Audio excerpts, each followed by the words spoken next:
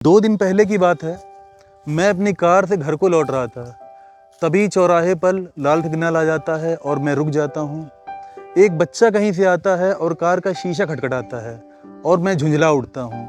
कुछ देर अनदेखा करने की कोशिश करता हूँ, लेकिन बच्चा बहुत ढीठ था। मुझे चिढ़ाने के अंदाज में मांगने की ऐसी एक्टिंग करने लगा, जाने कैसी मेरी खींच हंसी में बदल जाती है। और मैंने पास रखी चॉकलेट उसे पकड़ा दी, जो कि मैं अपने भांजे के लिए ले जा रहा था। चॉकलेट महंगी वाली थी, लेकिन चिलचिलाती धूप में उस बच्चे के मुंह चिढ़ाने का कुछ ऐसा असर हुआ कि मेरे मन में एक बार ये ख्याल नहीं आया कि मैंने चॉकलेट अपने भांजे के लिए ली है। और इतने में सिग्नल हरा हो जाता है। मैंने एक्सीलेटर पर पैर रखा और साथ ही उस बच्चे की चेहरे की एक आखिरी झलक देखी और मन एकदम से भारी हो गया।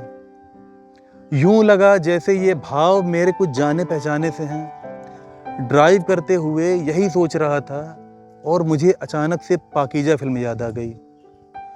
पाकीजा, जिसके बारे में कहा गया कि पाकीजा एक सदी में सिर्फ एक बार बन सकती है। नरगिस और साहिब जान, उसी भाव के कैरेक्टर जो ट्रैफिक वाले बच्चे के चेहरे पर कुछ पल को मैंने देखे थे। Feeling of unworthiness. हम सब में कहीं ना कहीं किसी चीज़ को लेकर कुछ कमतरी का एहसास होता है। कुछ ऐसी चीज़ें जो हमारी हैसियत से बहुत ऊंची हो, जिसे हमने कभी सपने में भी ना सोचा हो, अगर वो अचानक से हमें दे दी जाएं, तो हम भी उसी तरह उलझन में आ जाएंगे जैसे वो ट्रैफिक वाला बच्चा चॉकलेट पाकर 2 सेकंड के लिए आया था। खुद को कन्विंस करना मुश्किल होता है कि ये जो चीज़ मुझे मिली है, क्या मैं ये डिजर्व करता हूँ। नरगिस एक तवायफ है जिसकी खूबसूरती के किस्से दूर दूर तक मशहूर हैं। वहीं शहाबुद्दीन एक नवाब के बेटे हैं जिसे नरगिस से मोहब्बत हो जाती है। नरगिस जैसी भी थी, अपनी ज़िंदगी में खुश थी। उसे किसी चीज़ को लेकर कोई शिकायत नहीं थी। लेकिन प्यार में डूबा शहाबुद्दीन उसे वो सपने दिखाता है जो नरगिस ने देखना तो दूर कभी सोचा भी नहीं था। एक बार को उसे यकीन करना मुश्किल होता है, क्या ये जो मेरे सामने खड़ा है, ये जो मुझे मिल रहा है, ये सच है और क्या मैं इसके लायक हूँ। लेकिन प्यार तो ऐसा ही होता है जहाँ प्रेमी अपनी प्रेमिका से चांद तोड़कर लाने के वादा करता है और प्रेमिका यकीन कर लेती है। लेकिन ये दुनिया मोहब्बत से नहीं, समाज के कायदे कानून से चलती है। और कायदा कहता है कि एक तवायफ किसी नवाब के घर की बहू नहीं बन सकती। और शहाबुद्दीन की मोहब्बत समाज से हार जाती है और नरगिस पेट में शहाबुद्दीन का बच्चा लिए पूरी दुनिया से कहीं दूर जाकर छिप जाती है। नरगिस एक बेटी को जन्म देती है और मर जाती है। नरगिस की बड़ी बहन नवाब जान नरगिस को इस अंतिम वक्त में किसी तरह ढूंढ लेती है और उसकी लाश को दफन करके बेटी को अपने साथ कोठे पर ले जाती है और उसका नाम रखती है साहिब जान। और जैसा कि होता है, साहिब जान भी आगे चलकर तवायफ ही बनती है और यहीं से फिल्म की असली कहानी शुरू होती है।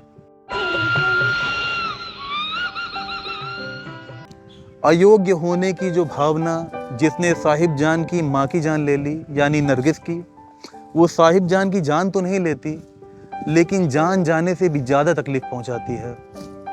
शायद साहिब जान का हश्र भी अपनी माँ जैसा ही होता अगर उसकी माँ ने मरने से तुरंत पहले एक खत ना लिखा होता।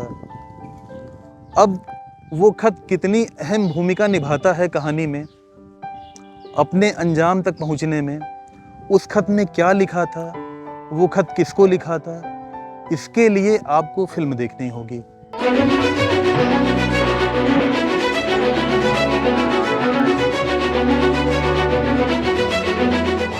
फिल्म का एक एक फ्रेम इतना खूबसूरत है कि देखकर समझ आता है कि डायरेक्टर कमाल अमरोही साहब ने कितनी शिद्दत से इसे बनाया है। कहीं पढ़ा था, पाकीजा वो दुल्हन है जिसे सजाने में कमाल अमरोही साहब ने अपनी ज़िंदगी का पूरा अनुभव निचोड़ दिया।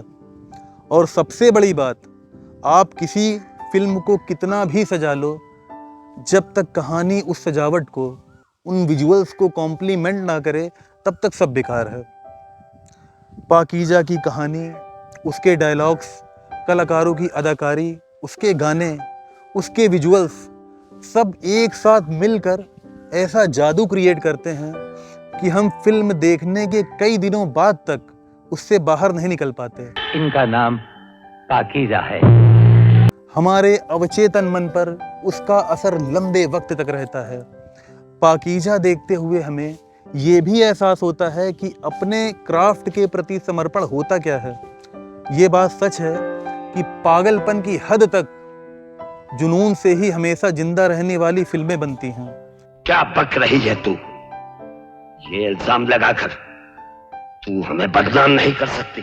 जैसे पाकीज़ा एक असाधारण फिल्म है, उसी तरह उसकी मेकिंग से जुड़े किस्से भी असाधारण है। जैसे कि इस फिल्म को बनने में 17 साल लग गए। कमाल अमरोही साहब ये चाहते थे कि पाकीज़ा एक कविता जैसी बने, जिसका हर फ्रेम एक पेंटिंग हो। उस दौर में उन्होंने sound deadening floor, mirror trick, trolley shot जैसी टेक्नोलॉजी का इस्तेमाल किया, जो उस दौर में भारतीय सिनेमा में बहुत बड़ी बात होती थी। और कितनी ही बड़ी ट्रेजेडी है कि पाकीज़ा रिलीज होने से महज 1 महीने बाद मीना कुमारी की मौत हो गई। वो नहीं जान सकी उनकी आखिरी फिल्म सिनेमा के इतिहास में अपना नाम सुनहरे अक्षरों में दर्ज कराने वाली है।